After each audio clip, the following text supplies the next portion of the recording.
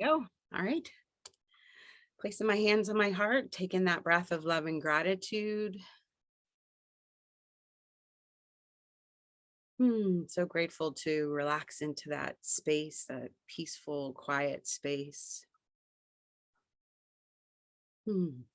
Grateful to be here with my precious friends. Grateful for our willingness and our dedication to living the teachings of Jesus through A Course in Miracles. Grateful for the technology that is allowing us to come together each week and that allows us to record and share these sessions with those who cannot be here in person.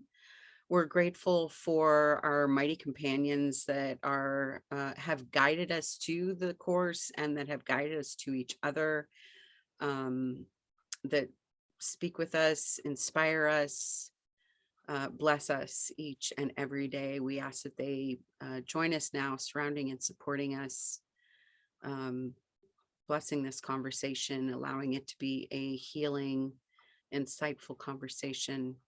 We're so open and ready to receive it. And we're grateful to share the benefits with everyone because we are one with them. In grace and gratitude, we let it be. And so it is. Amen. All right.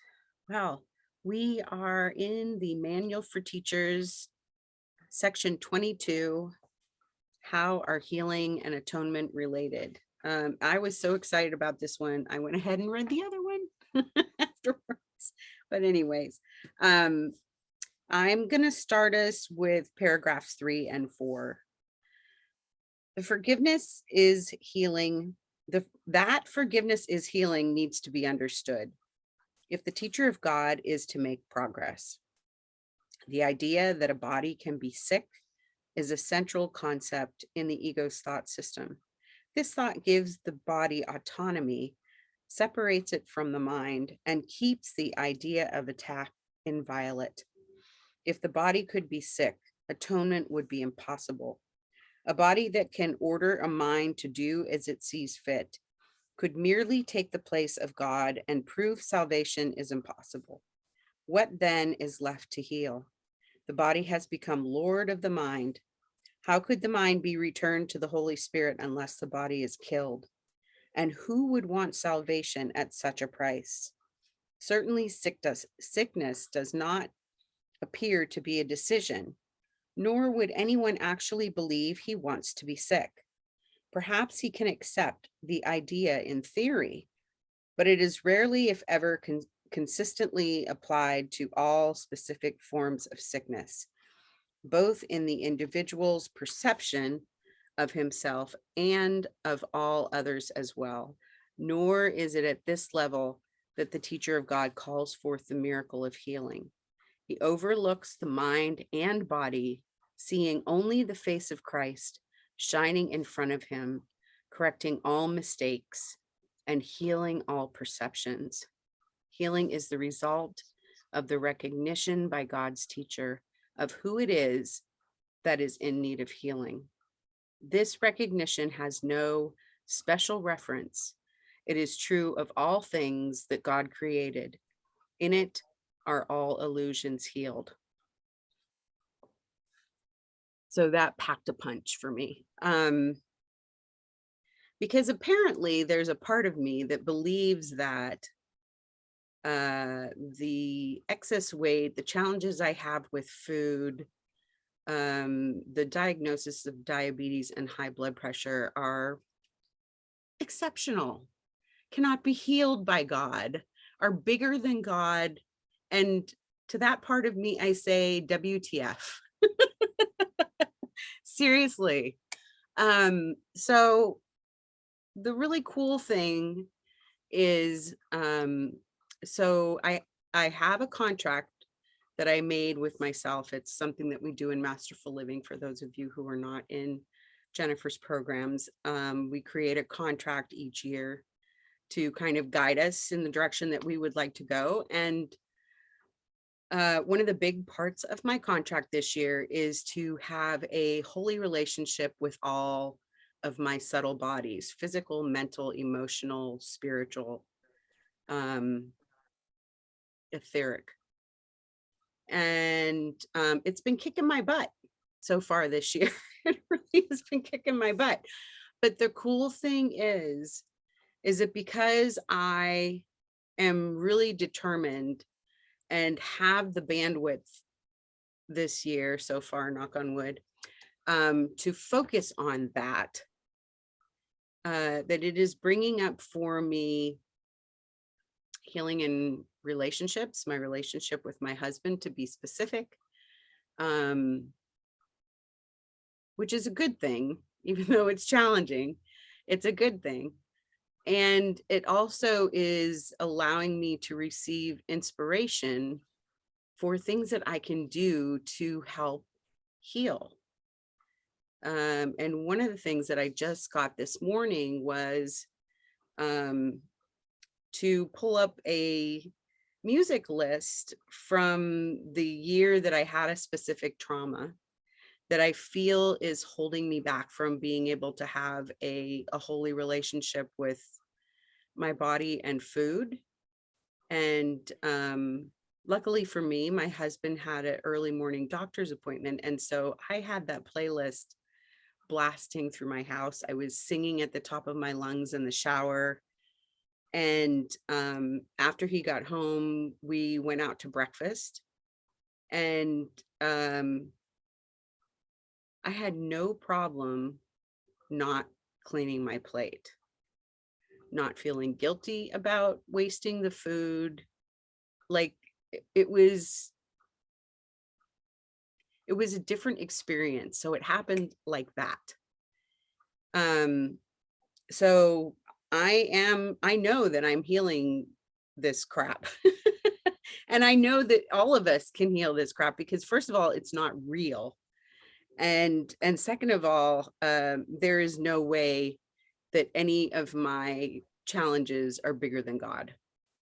So anyways, that's what I got from those 2 paragraphs. And that's where I'm starting us with. Anyone else like to share?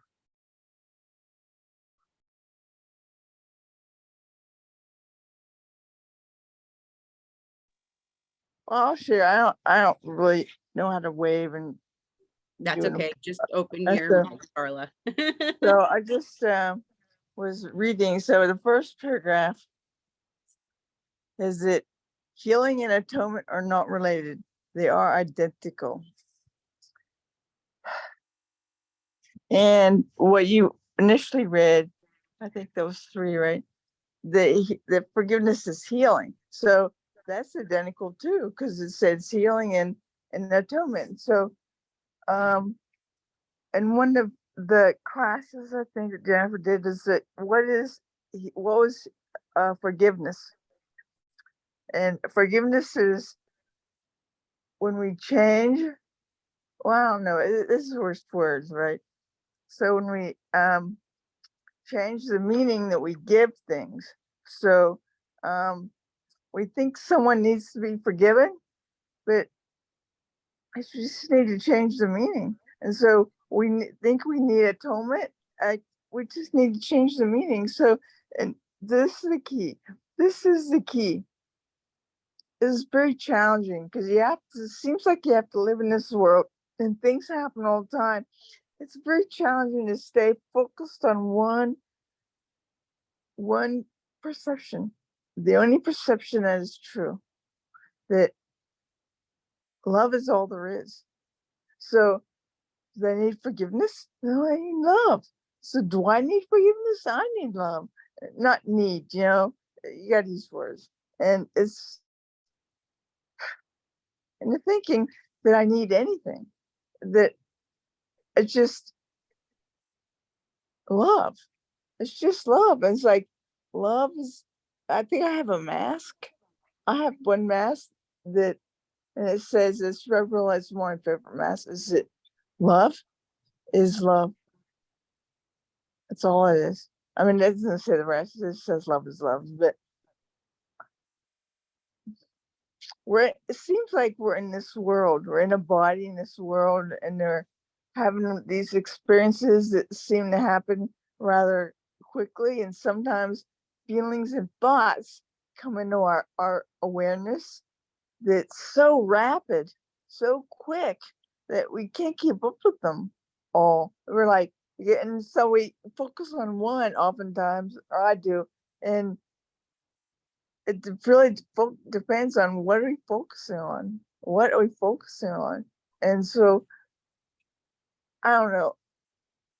It seems like I think I wrote this. It seems like I'm in pain, but I know that's the whole meaning I'm giving to it. I'm giving to meaning that I'm gonna have to live with pain now because the bone is like they did the surgery. They put a rod in there. It was a permanent rod, and so but they can't fix the bone. The bone is still broken. It's still gonna be uncomfortable because it was forced to a place where that wasn't its normal it's words, but it's natural choice, I was forced that. So really that was not love either. I forced something on it that well, I didn't intentionally do it. It just fell. But and that's really what we're doing all the time. We get mad at people because we want something to be different. And I know I do. I get mad. I've gotten mad at people because I want them to change the reaction or change their choice of what they do or whatever. But all I need is to focus on love. And it's not loving them. It's when I love myself fully and completely. And there's nothing that can separate me from that particular focus or that particular intention or whatever you're gonna call it. And I can't get upset at anybody else. I don't need forgiveness. It's just love. It's just love. I'm just so full of love. There's no space in me anymore for anything else. When I just feel myself full of love. So this experience is somehow love because I always seemed like I was fighting the VA for better support and higher financial support, and I don't think I have to do anything now. I'm here having this experience that they what can I say that no, you don't need the help. I didn't have to force them to do it. I didn't have to get someone up. I mean, maybe helpful in the long run, but I didn't have to do all that stuff. It was done for me, but it doesn't feel like it. It depends on what I focus on. I focus on this is bad and wrong. I wish it were different, or I focus on, oh, thank you, thank you. I don't know what this is, but thank you, and trusting that God has it all. That I don't need to change anything. I don't need to wish I hadn't fallen and broke my. I don't need to do anything. Just focus on love, loving myself, and when I love myself, I love the world because we are the world in a way. We're one with the world. So let's see if I can mute myself out here, or you can mute me. Thank you. Thanks, Carla. Yep, I'll mute you. I think it's *9. No, *6 to unmute yourself. If you can't, just hit your unmute button. All right. Thank you. Mhm. Anybody else have anything they'd like to share from the reading or something that's happened this week or since we last came together? Go ahead, Carol.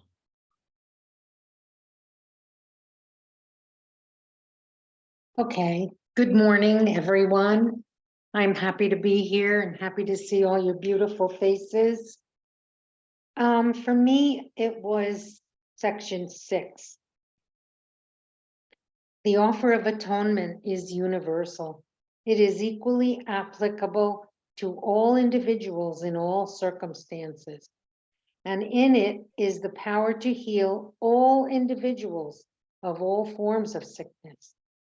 Not to believe this is to be unfair to God and thus unfaithful to him. A sick person perceives himself as separate from God. Would you see him as separate from you? It is your task to heal the sense of separation that has made him sick. It is your function to recognize for him that what he believes about himself is not the truth. It is your forgiveness that must show him this. Healing is very simple. Atonement is received and offered. Having been received, it must be accepted. It is in the receiving, then, that healing lies. All else must follow from this single purpose. When I first read this, I was kind of like at a loss about, it is your task to heal the sense of, and I'm thinking, how do I do that? You know, that's a big one. And then I realized, well, then it says it's your function to recognize for him that what he believes about himself is not the truth. That is not easy, but I get it, that in whatever way God gives us to do it, whatever words we can speak to help the person realize their body is not truly who they are. And I do believe we will get that. We will get that anointing at the time if it is needed. But then it is your forgiveness. Here's the how. It is your forgiveness that must show him this. And so forgiveness is the answer. It's the way. God doesn't leave us like with this great big task to do and no way to do it. And so I loved this section because it's there. It says healing is very simple. I mean, it doesn't look simple to us, but in God's eyes, it is. Atonement is received and offered. And then I was confused by that too. Well, first we have to receive it before we can offer it. Having been received, it must be accepted. There, to me, is the key. It is in the receiving, then, that healing lies. So we have to accept from God. We need to receive from God. And if we don't truly go to that place of honestly accepting and receiving, then we don't have it. We can read it and we can believe it, but I think we need to then say, God, I accept, I receive, which is what Carla is doing right now. And so she's receiving her healing, even as we speak. So that to me was the most powerful part. Thanks. Thanks for letting me share. Yeah, thanks, Carol. Go ahead, Grace. Thanks, Carol. Yeah, sometimes it feels like too much is expected of me. How am I supposed to heal this, that, and the other? So I had one healing of something that I'd had all my life when I was doing masterful living. And then something else cropped up.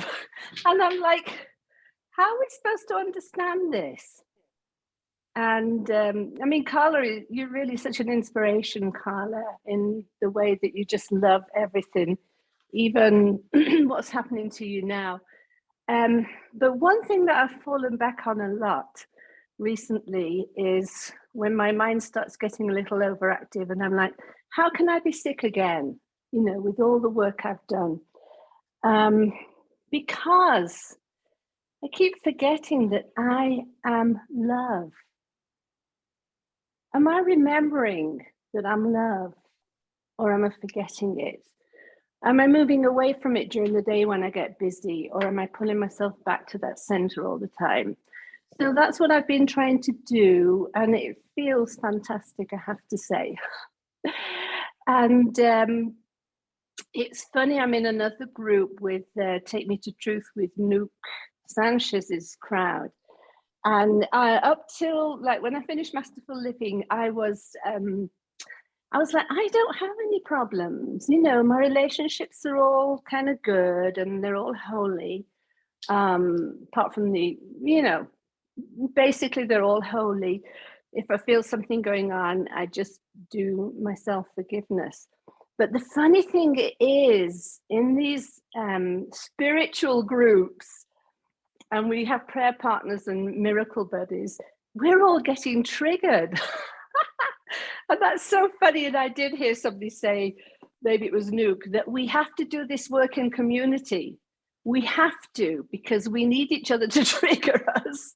And being in a spiritual group is the best place for that. So I'm very grateful for all that happens. But bringing myself back many times a day to I am love, because it has to sink into me. I never thought of myself as being love. You know, I'd like to hang on to the past and all the things I did wrong, which proves I'm not love. But I really need to change my mind about that. And I don't know if Derwin's here this week, but do you remember Derwin last week? He just got on and said something like, you know, I just love you all, and that's it. And it was just like radiating love.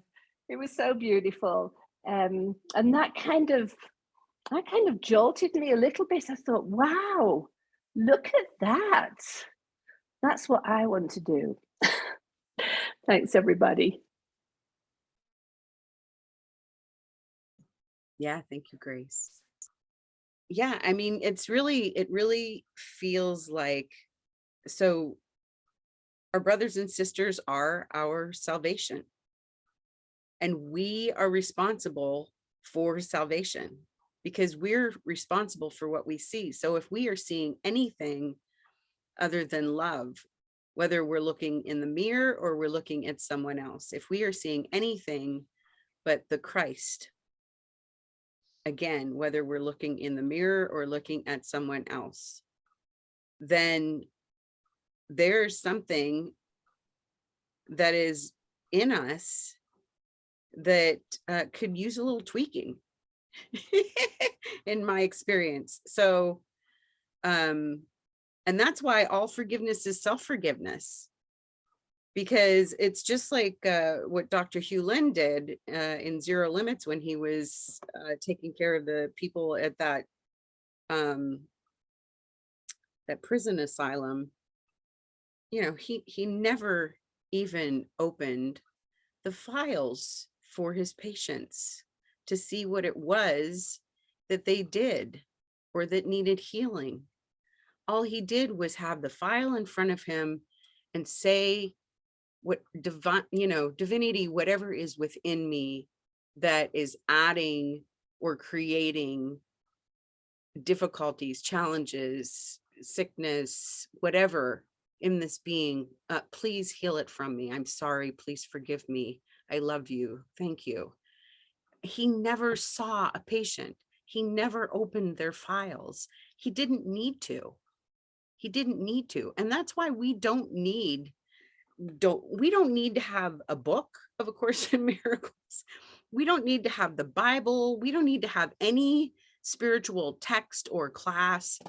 But we do, it is a faster, in my experience and from what I've read and understood, it's definitely a faster path when we're in community. I mean, even the Bible says something about, you know, blessed be the householders, you know, because they're the ones that are getting triggered, you know, all the buttons are being pushed by all the people that live in their house.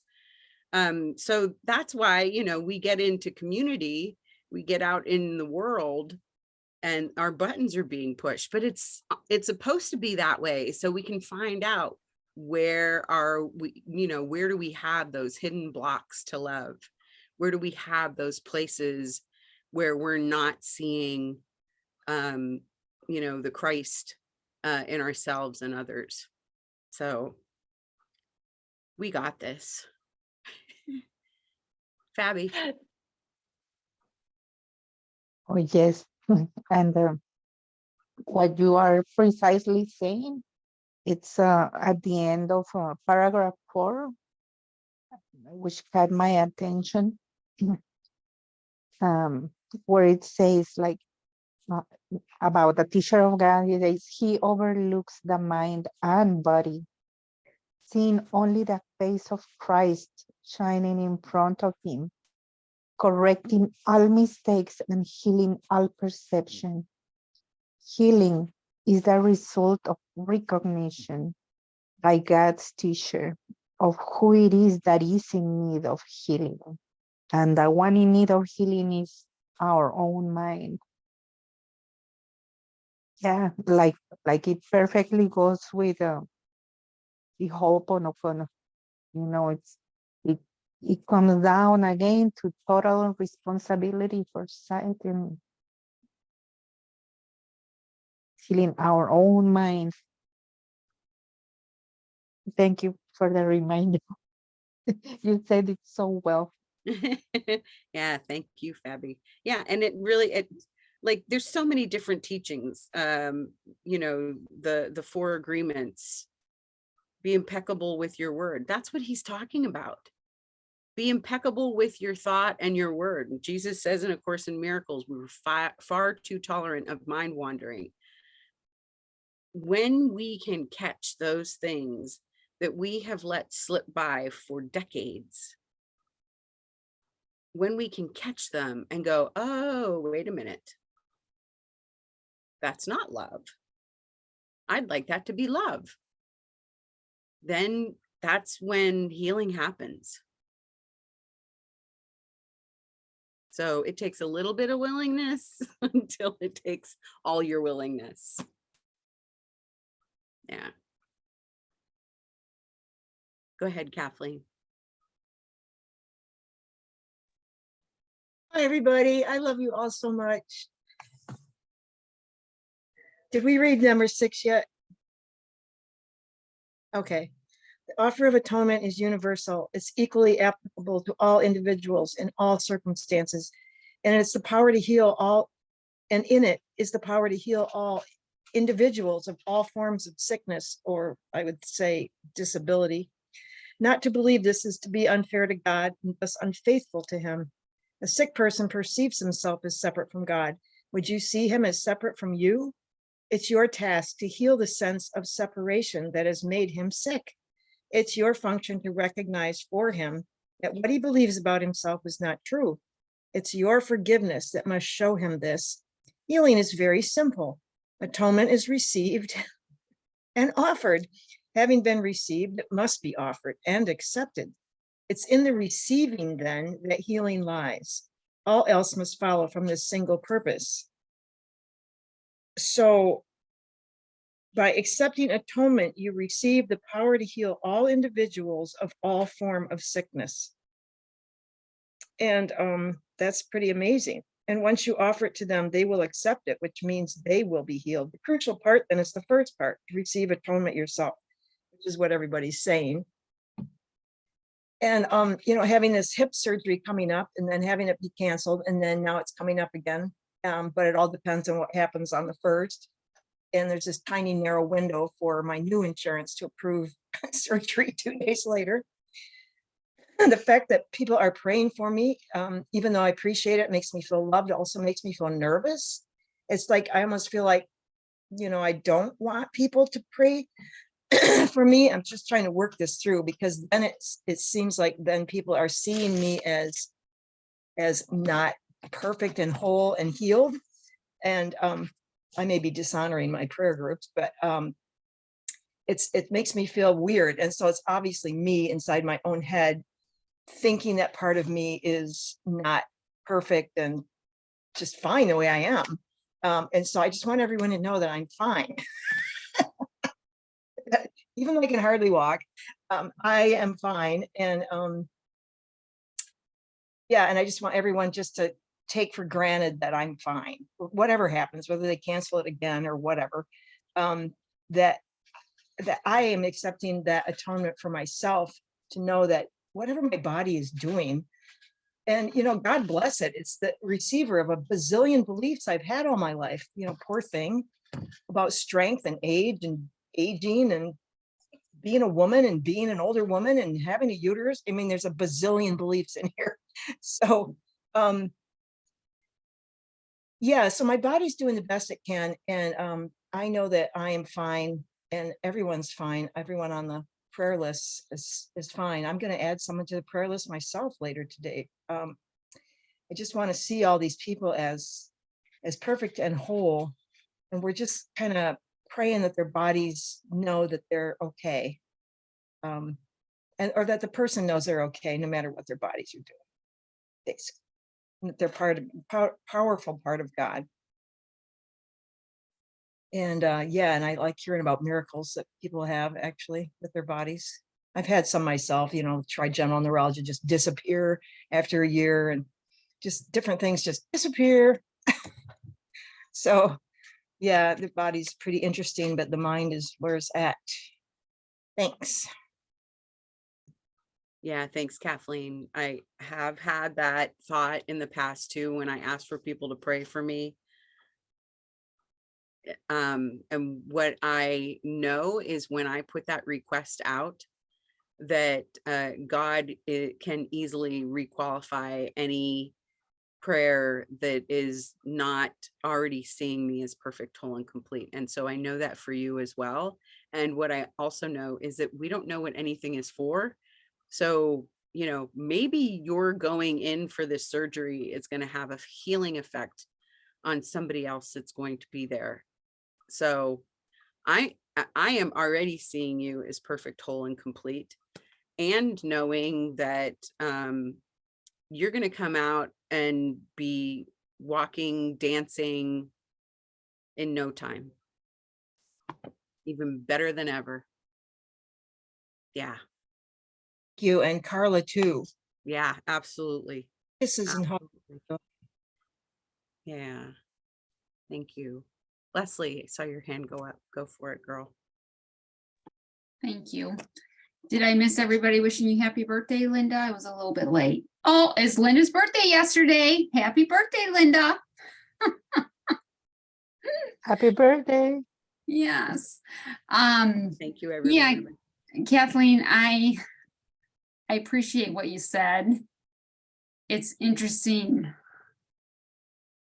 I don't want to betray any confidences. So this person I know is very private, but she's reached out for prayer. And as much as I want to pray for the outcome that she wants, I just keep telling myself that, you know what, there's only one problem. The Course in Miracles says there's only one problem. And that one problem is that I think I separated from God. And my friend thinks, she doesn't even know it, but she thinks that she separated from God. But I know in my heart, God, that we did not separate from you, God, that this is only an illusion. And this is just our dream that we're having right now. But I know that we're all perfectly healed in spirit. Whatever the body looks like, it's okay. And I am asking for a perfect outcome in this situation. And above all else, God's will be done. Let their divine order rule. And help me remember that I am one with God, and so are they. So that's, you know, Kathleen, I really try to pray when somebody asks me to pray for them, because especially this person, I know what she wants me to pray for, but I don't believe in that vending machine God that you ask for and it comes out. You know, it's like, that's so elementary. Not that I'm judging her, you know, it's meant a lot that she asked. She knows me well enough to ask me to pray for her. And it's okay to pray for that outcome. And just like I pray that, exactly what Linda said, I see you up and dancing around with your drum circle, and it's just, you're going to have a beautiful recovery, and God's will be done in God's timing, divine order. And we don't know what anything is for. So I think the trick is non-attachment, non-attachment to outcomes. So, but you're still in my prayers, Kathleen. You just can't help it. So there you go.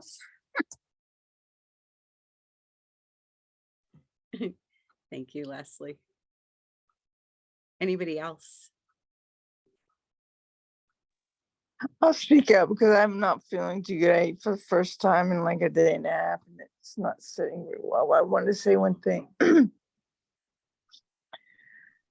Love is all it's real, right?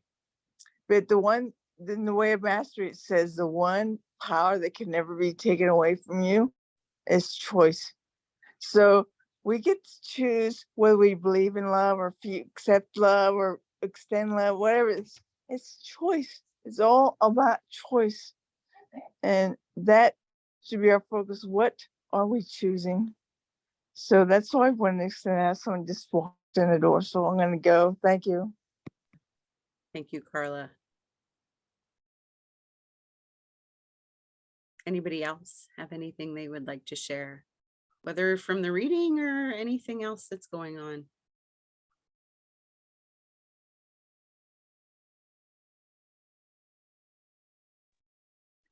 Go ahead, I Colette. just, sorry, Oh. Colette, just real quick, I missed the beginning. Did Carla break a leg again? She did. Okay, thanks. Yeah. Does she have osteoporosis or is she just fallen She's weird? just falling because she has, she's been diagnosed with this thing called ataxia, which makes it like her balance is off. It also helped like kind of slurs her speech, and it has other symptoms that pop up too. But yeah, she probably fell because her balance was off from the ataxia. Yeah. So just praying to know her perfection as well. And I mean, I know I've heard her talk so many times about when she broke both of her legs when she Right. was in the service, Mhm. and what a blessing that turned out to be. So I'm knowing that this is so for this incident as well. Yeah. Colette. Hi. Hi. I don't not say anything because I'm not thinking things. But I think about there's so many thoughts that I've had, each time that I've been here. But some of it just goes too fast and I go, oh yeah, Carol, I relate to that. Oh, Kathleen, yeah, I relate to that. So that's what's going on with me here. So just so you know that part. So anyways, so saying that, I have a lot of thoughts, but I'm just going to say a few. I've never read I've had this, the teacher's manual, but I'm more familiar with the workbook for students. So as we go through these different topics, I'm just reminded me of each of those lessons.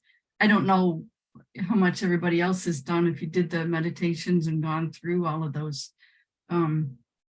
But the same message, is just repeated over and over and it's just words. Of course, we talked about that words are hard, they're cumbersome, and they don't really convey what it is that's going on. And I'm just one of those people that's very, very much aware of that, how limiting my words are for what is really going on in here.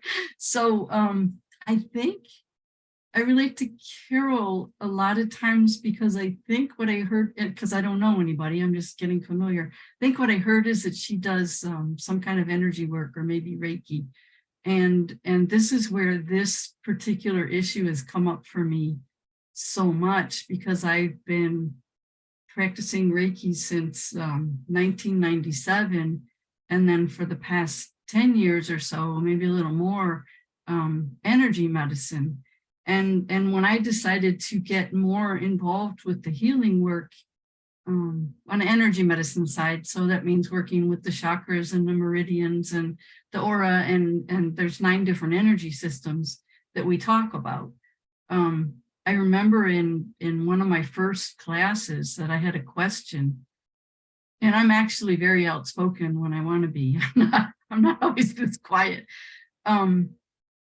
And I'm not always, and I'm very conscious of trying to be tactful because sometimes I just want to say something without thinking about how the words sound to other people. So anyways, I preface everything too. So I remember asking my instructor, who was not Donna Eden at the time, this was Eden Energy Medicine, but he was very close to her and he knew her well and was trained by her. about what we're talking about today. And I wanted to know if, and I don't remember how it was worded, but I wanted to know, how do you do energy work and what a lot of people call healing work without seeing what the issue is with the person that you're working on? Because the majority of people, at least in the beginning, it's changed over the years, but in the beginning, people came in with more physical issues. And now it's, and maybe it's because my work has evolved, it ends up being more emotional related. That's really the underlying cause of what's going on. But if he didn't answer my question correctly in my eyes, I wasn't going to continue.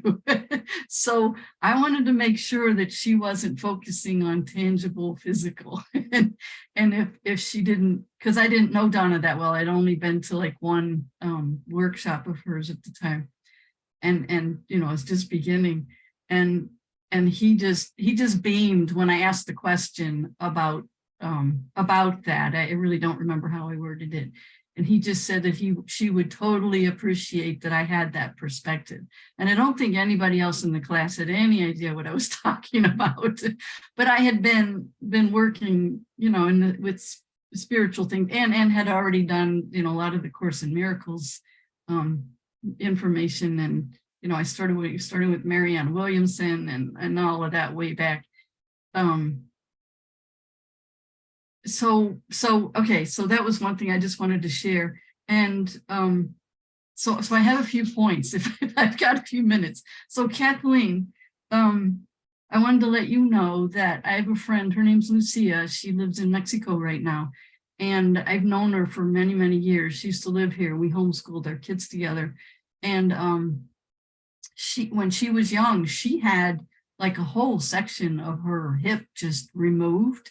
I don't remember the whole story, but I just saw her recently. She came back here to visit, and she teaches a class in Mexico and interpreted it's called mental application.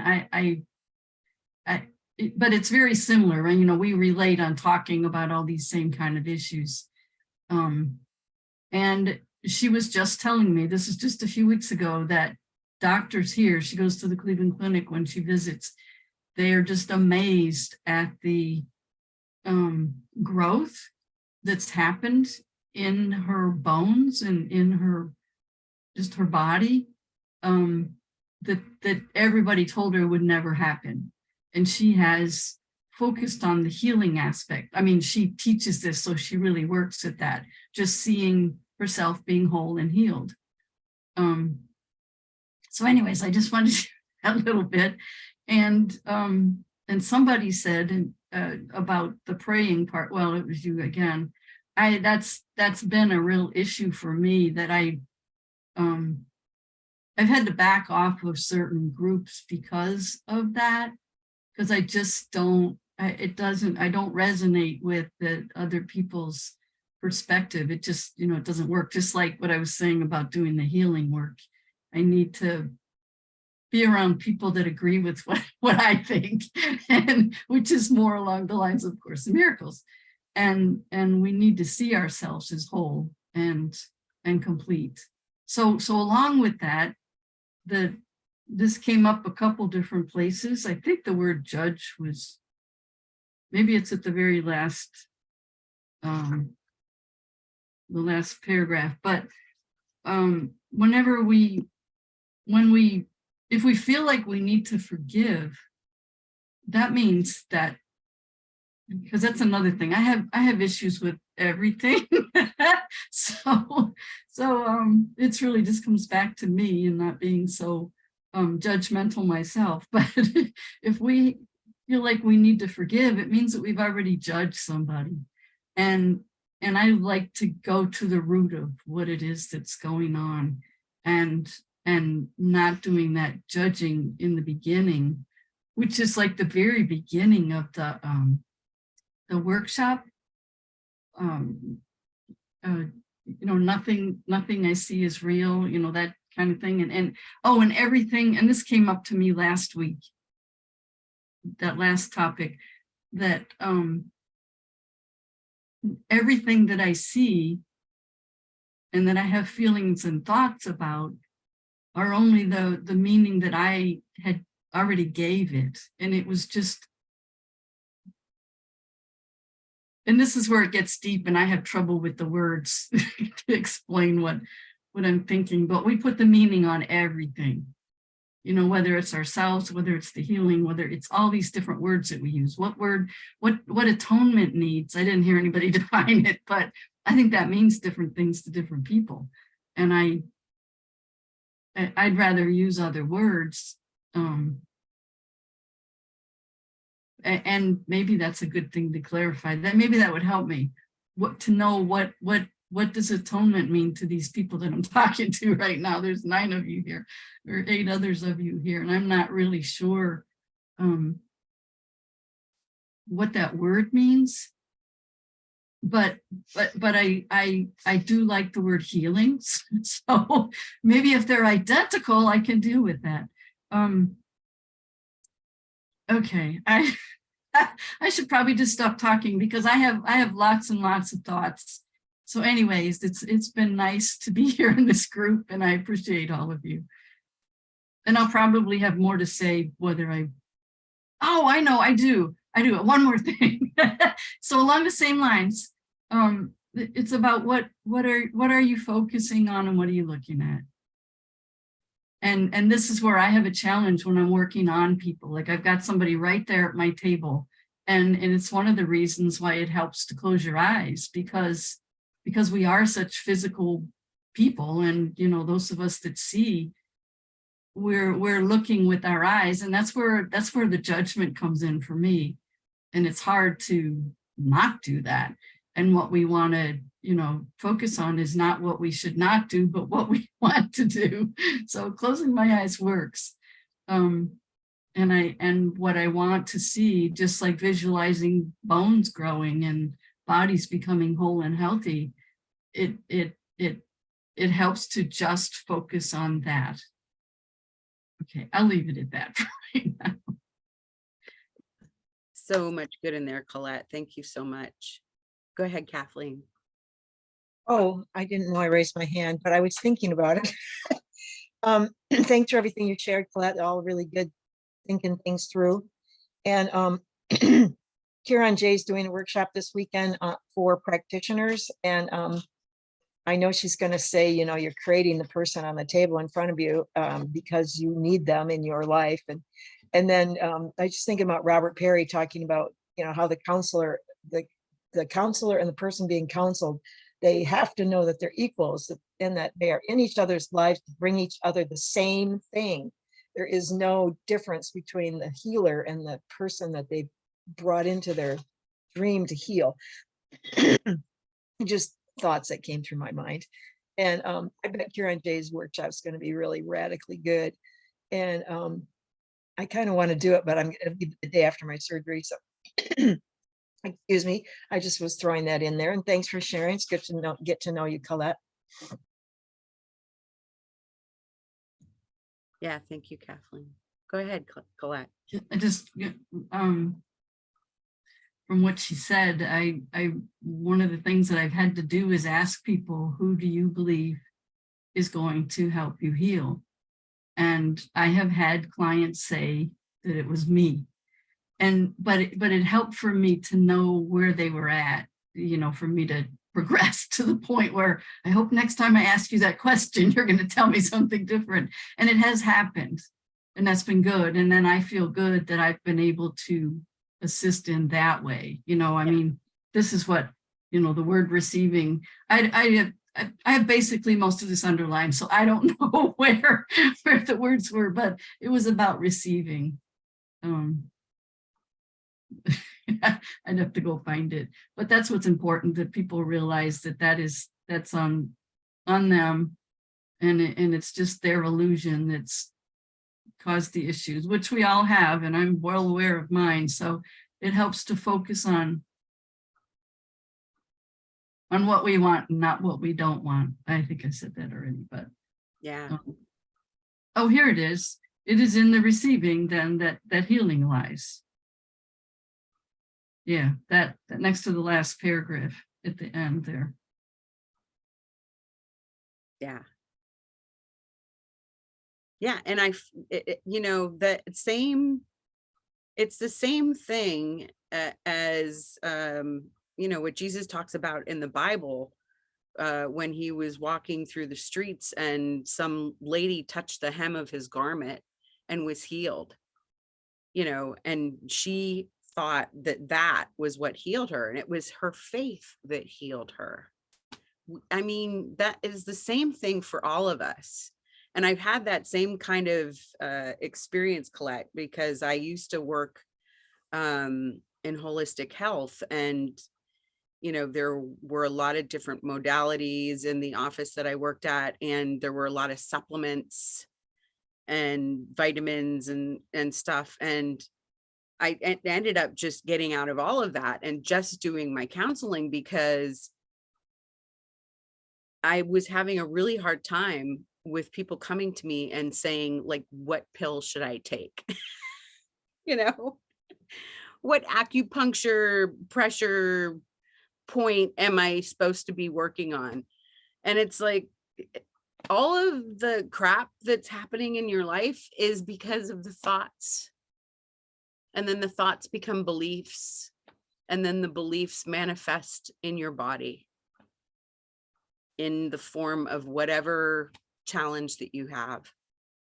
And so as soon as you realize that you were mistaken and laugh it off and love yourself because you had that silly perception, then you're healed. You're healed. And making it wrong when something is happening, obviously Kathleen's in pain, but we still see her as perfect, whole, and complete. We still see her hip as perfect, whole, and complete. She is not her hip. She is not her body. She is spirit, whole and innocent. And so, what we know for her is that this is helpful. In whatever way it's helpful, it may not feel it at times. I know I've had that experience in my own life, like, how the F is this helpful? Because it does not feel like it's helpful, but I believe it. I believe it. What could you not accept? If you but knew that everything is gently planned by one whose only interest is your good, and that one is you, because there's only one. So yeah, we're getting there. Baby steps. So there's something about seeing things with our bodies that we're judging, that we think are wrong and not accepting, though, that I have a hard time wrapping my whole, the whole philosophy that I have around. Yeah. Well, I know some of the things that help me with that concept, because I have that challenge too sometimes. First, the one that sticks out the most to me at this moment is the story that I've heard Jennifer tell and other teachers about the guru. I think they called him a guru of this community that had healing powers. And there was a woman in their town that had this boy with all of these physical and mental disabilities. And the people in the community were all up in arms because he wasn't healing this boy. And what he said was, I'm not taking this away from them. These two made a pact before they came into this life. He was going to teach her how to become compassionate. It is not mine to take that away from them. So the judgment is just seeing anything that is in front of us as bad or wrong or other than divine perfection.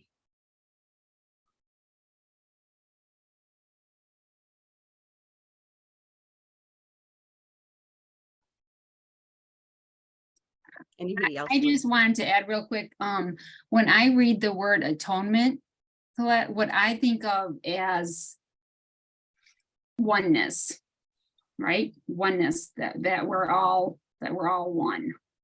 Mhm. We're not separate from God, we're one with God.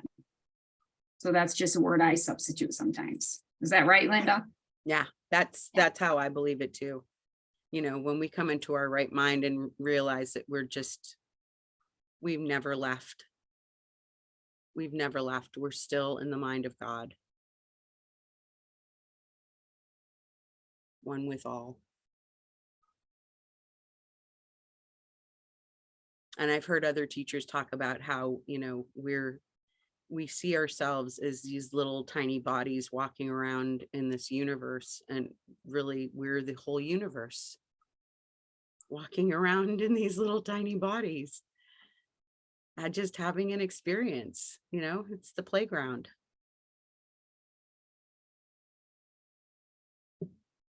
Anybody else want to share anything before we close out?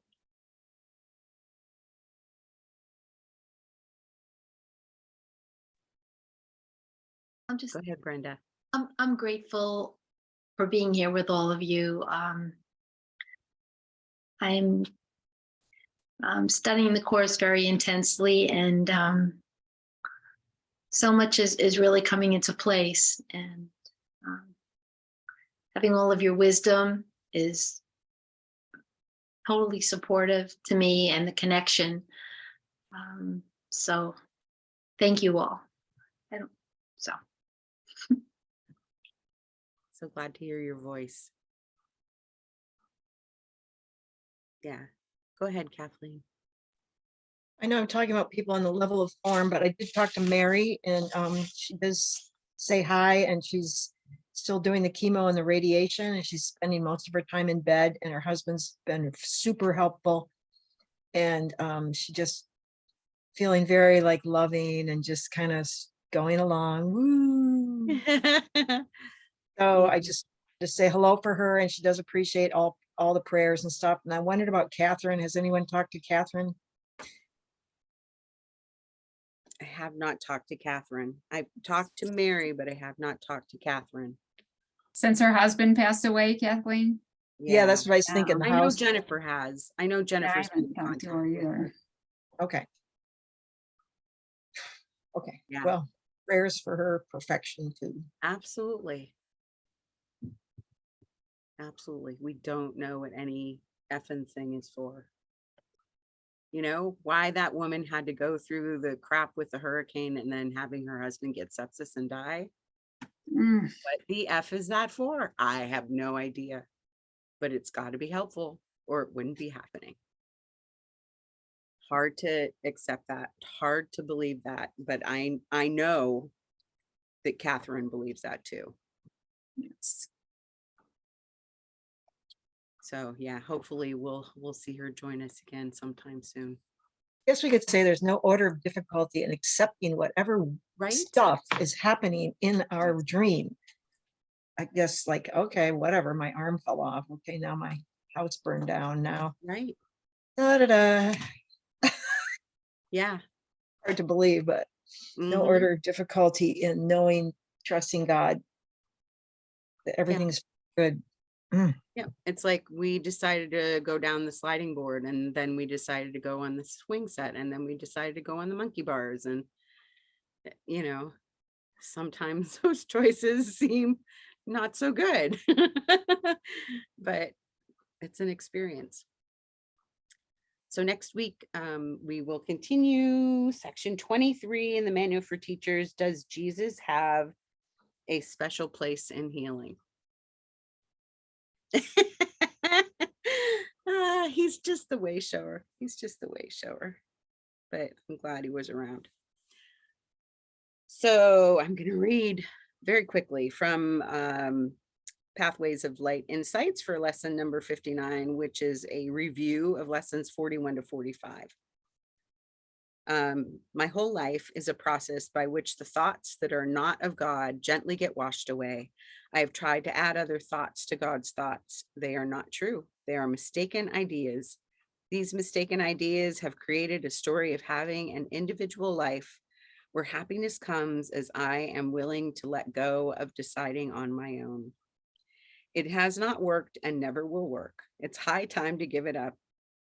The peace of God comes into my awareness as I am willing to let go of a bodily identity, of an individual identity. The peace of God is the greatest gift I could ever receive. And as I am willing to receive it, I am receiving it for the whole sonship.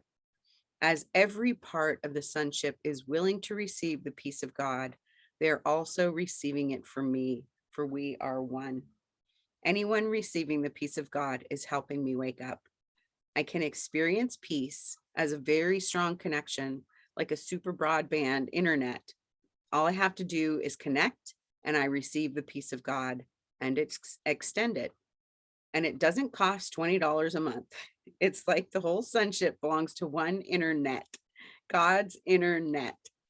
As a member of God's internet, all I have to do is connect and I am filled with the peace of God. This presence of peace is always there for me to connect with. I can email anyone mind to mind and extend the peace of God and recognize the peace of God in them. There is no fear here. It is constant, unwavering, it's consistent.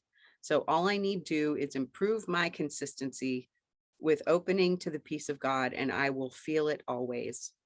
As I am willing to receive it, I will naturally extend it. This is the meaning of God goes with me wherever I go. It is only my willingness to experience God's peace that turns the connection on and keeps it on. I am willing to practice this today. Hallucinating is just seeing something that is not there. What is seeing in this way is just an image in the mind of the beholder. I am becoming more and more clear that the entire world I think I see is just image making in my mind.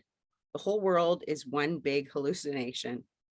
When someone is hallucinating, they believe what they see and it blocks their awareness of anything else.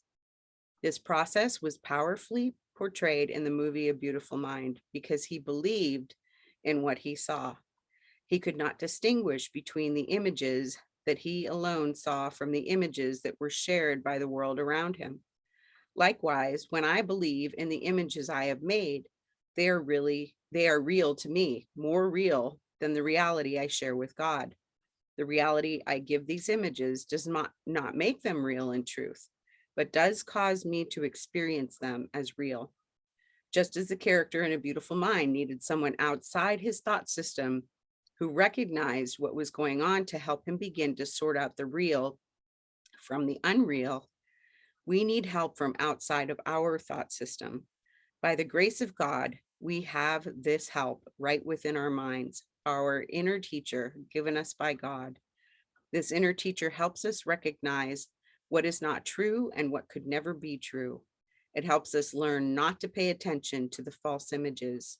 While we are in this world, the body's eyes will still show us false images. Our inner teacher often offers us his vision, and our practice is to pay attention to that vision and let that be our guide for interpretation rather than the messages of the body's senses. This is how we free ourselves from the limitations of image making and open ourselves to the light of God. I acknowledge that I am a child of God. I no longer desire to pretend I am orphaned, that I must figure out my life or the life of another. I belong to the family of God, and God is my living guardian.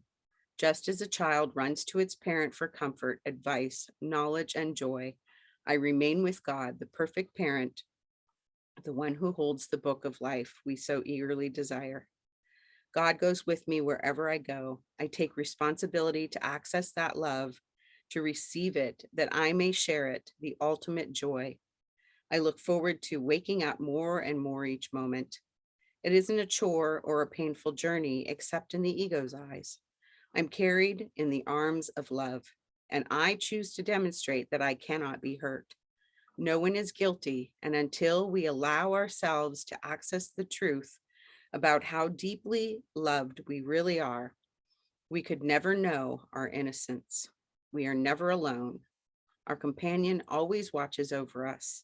and longs to share life with us. I celebrate the opportunity to be guided in love like this in every moment. I am surrounded by the love of God as I slip into deep meditation.